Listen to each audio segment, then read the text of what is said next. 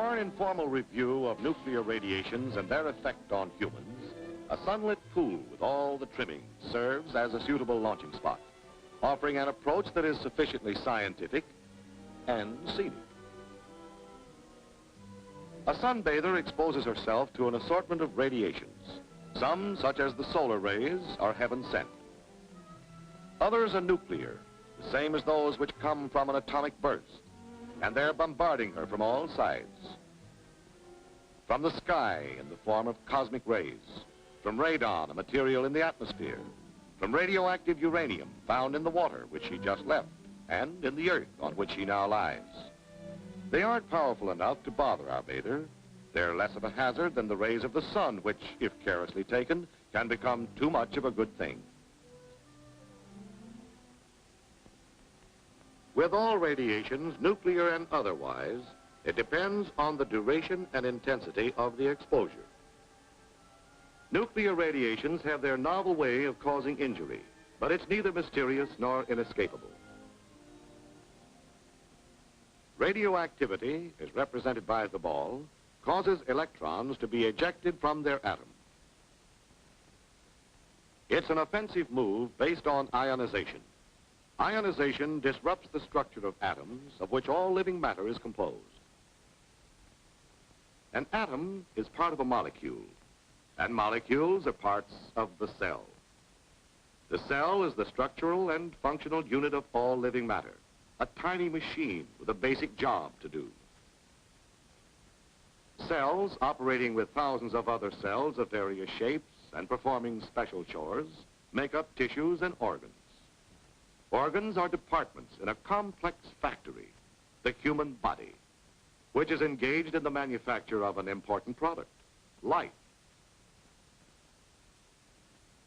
An atom then seems unimportant and infinitesimal, a tiny cog on a small wheel in a miniature machine which, if multiplied millions of times, forms the going concern that is you. But if enough of the cogs are broken through ionizing radiation, the gears grind, the machines falter and stop, the factory shuts down. Each of the 4 kinds of missiles discharged by radioactive substances has its own ballistic behavior. To observe them attacking the body, they must be symbolized far out of proportion, magnified millions of times. Gamma rays are the most penetrating, but the least ionizing. Not so penetrating, but more ionizing, are neutrons, which are not rays, but particles. Neutrons and gamma rays are external dangers, able to shoot into the human body easily. Alpha particles cannot penetrate the skin.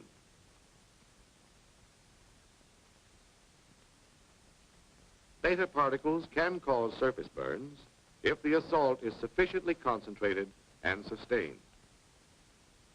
Both are able to gain entry through the eating and breathing of radioactive matter or via breaks in the skin. Once inside, this so-called hot stuff takes up residence in various parts of the body, giving off highly ionizing alpha and beta particles. And how long does this radio rat race go on? The body will succeed in casting off some of this material, but it is a long, slow process. There's no effective method for dislodging the stuff. No known way of neutralizing or destroying it. There is no method of hastening its half-life, which is the time required for 50% of the substance to decay. With some substances, it is a matter of less than a second. But if you had some plutonium inside you, you wouldn't make any plans to celebrate the event. Plutonium's half-life is 24,000 years. The various kinds of cells which make up the parts of the body differ in their vulnerability to radiations. Most sensitive are lymph cells, such as those found in the tonsils. Next is bone marrow, which manufactures red and white blood cells. Then the sex cells, followed by tendons and cartilage, as in the nose. Muscles and nerves, the toughest of all. In general, cells which reproduce rapidly and whose efficient functioning depends on that ability are most affected. radiation halts their reproduction, which is a simple process of one cell dividing into two. This destructiveness has been harnessed and put to work in the radium treatment of cancer, which consists of cells that have gone wild and multiplied too fast. The manifestations of radiation in the body are many and range from slight to severe. Loss of hair, nausea, bleeding, inability of the body to resist other ailments and make its own repairs. These are some of them, and they may be climaxed by the ultimate symptom, death itself. However, complete recovery is more probable. The illness runs a course from causes to effects. Much of the mystery surrounding it is maintained by the general public, which is determined to regard radioactivity as potent and irresistible as the evil spirits of the Indians. This can be partly explained by man's fear of dangers he cannot sense, a fear fanned into widespread misunderstanding, and by sensational speculation on what radiations can do. Radioactivity is dangerous, but to say that it's deadly, period, is as misleading as giving a flat answer to the question, how high is up? The radium-treated dial of your watch, for instance, is harmless. Nuclear emanations became a threat when man isolated such hot stuff as radium and worked intimately with it, broadening its scientific, medical, and industrial use. A threat, however, that has been effectively controlled through observing caution.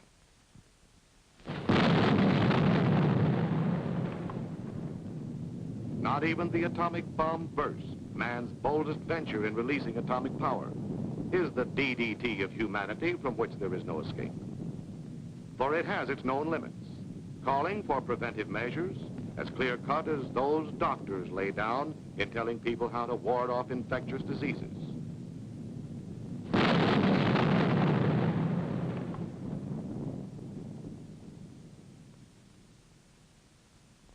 The first and obvious one is, be someplace else when it happens.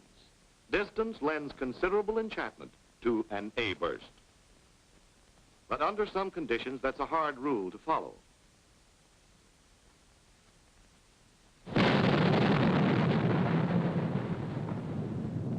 Atomic warfare, for instance, might allow little choice in the matter. So if you can't stay away from it, you must stay with it, as safely as possible and properly protected. Proper protection is based on what we know about the penetration of gamma rays and neutrons. The ability of a shielding material to stop them is expressed in half thickness, the thickness necessary to reduce the radiation's intensity 1/2. In dealing with gamma rays, the half thickness of a very dense material like steel is 1 inch. That of concrete, less dense, is 3 inches, while 12 inches of wood, which is quite porous, is required. Against neutrons, the density of a material is not so important as its ability to slow down and capture the particles. Concrete, earth, and water furnish good shielding. The best shelters, then, against the gamma and neutron bombardment released by an atomic explosion are strong, reinforced structures.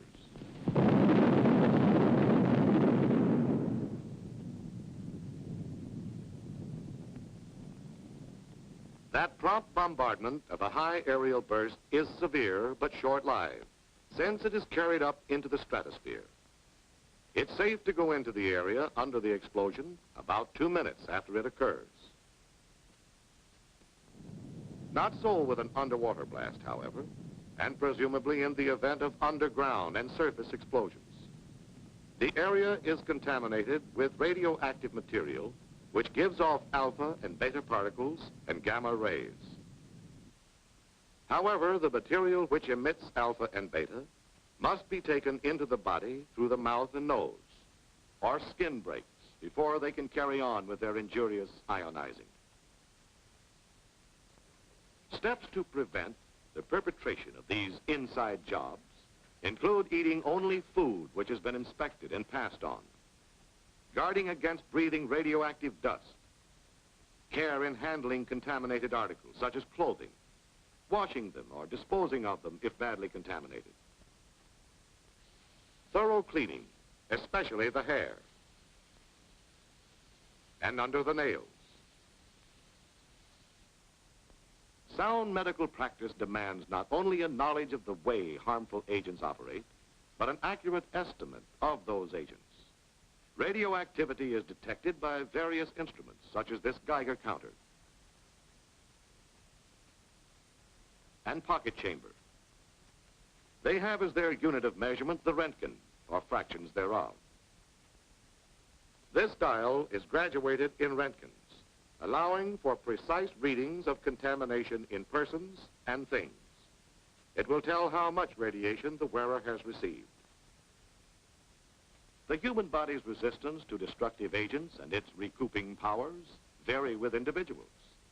This man might recover quickly from a rattlesnake bite. This one might succumb to a bee sting. Aware of this range of vulnerability, doctors have set extremely safe and low exposures, such as 0.3 of a Roentgen per week, as the maximum gamma radiation dose for laboratory and industrial workers with radioactive materials. They calculate that 300 to 500 times this much, 150 or more Roentgens, may bring out symptoms of sickness. The median lethal dose, which is the amount necessary to kill half the persons exposed, is placed by most medical authorities at around 450 Roentgens, received by the victim's entire body and within a short period of time. Thus, it takes a very special combination of circumstances to cause the death of a person by radiation. A combination that's a remote possibility in ordinary work with radioactive materials, and not nearly so frequent in atomic warfare as is commonly believed. But suppose that despite preparedness and preventive measures, one gets a dose sufficient to cause sickness. What then? Is this the stock answer? The unavoidable sequel? Or this? Most emphatically, it's this. Radiation illness lends itself to treatment. The treatment is symptomatic, which means that doctors relieve the symptoms or effects rather than remove the cause. To clarify, when you take aspirin to get rid of a headache, that's the symptomatic approach. Removal of an injured or infected member of the body is specific treatment. A radiation patient is bolstered in all possible ways. The body, a remarkable self-repairing machine, if given half a chance, is assisted in overcoming the effects of ionization. For example, if the patient's supply of red blood cells is down, he is given a transfusion of whole blood. If the count of white blood cells, the policemen, the anti-germ guards of the human system, is so low he can't resist infection, he gets penicillin. Medical researchers are constantly seeking to supplement symptomatic with specific therapy. The atomic bombing of Hiroshima and Nagasaki took the Japanese completely by surprise. Their medical facilities were pretty well knocked out. Nevertheless, an impressive share of radiation patients recovered, and it's estimated that good medical care might have reduced fatalities considerably. The Japanese didn't have that kind of care, yet the deaths attributed to the bomb's radioactivity made up a small part of the total, about 15%. It is reasonably assumed, though, that many who were killed by the bomb's other destructive forces sustained radiation doses that would ultimately have proved fatal. In short, they were burned and beaten into oblivion before they had a chance to die from radiation, which puts the finger squarely upon one of the major fallacies in the public attitude toward atomic weapons. It's the fallacy of devoting 85% of one's worrying capacity to an agent that constitutes only about 15% of an atomic bomb's destroying potential. And that's unsound. Doesn't fit. If you must worry, concentrate on the blast effect of an A-bomb. It's prompt and devastating. It causes a gigantic rearrangement of things, a complete change of scenery, and means sudden death to those who chance to be in the way when it's happening. Don't forget the fires that follow. Consider the flash heat, which changes the complexion of all that it strikes. Bear in mind always that blast and heat are an A-bomb's most powerful weapons, that their lethal range is greater and their effects much quicker than the radiation. Blast and heat are hazards that warrant concern but not panic, because they aren't new or novel. They're the same forces of World War II's conventional bombings, which some of you may have experienced. And you did all right. You're here.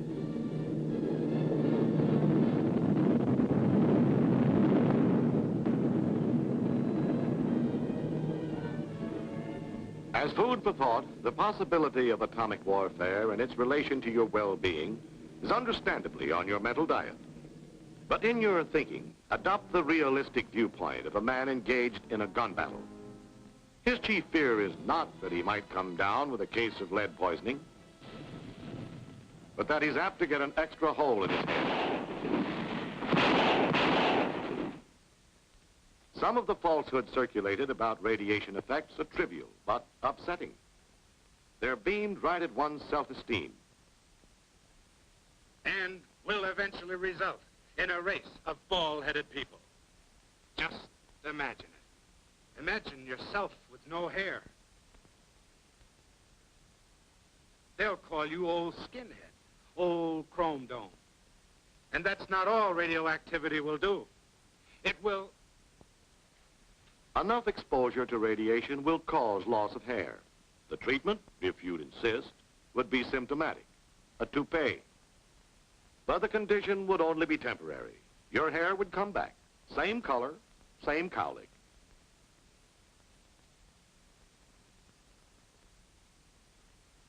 A fear that is grossly built up in popular print is that radiation will cause impotence, which is the mechanical inability of a man to fulfill his sexual role.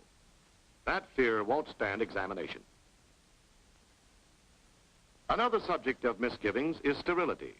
A sterile man can carry out his sexual obligations physically, but is unable to fertilize, to reproduce his kind. The estimated dose needed to bring about permanent sterility exceeds the lethal dose. So obviously sterility by radiation would be just incidental, a matter a dead man wouldn't worry about.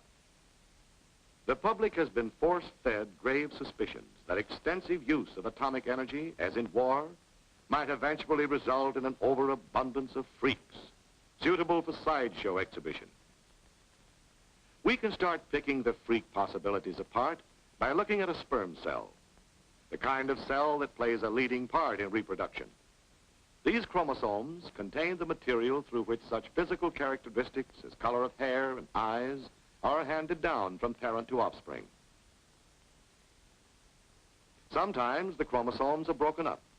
This upsets the heredity controlling material when the cell divides, and the result may be a mutation, a variation from the parent.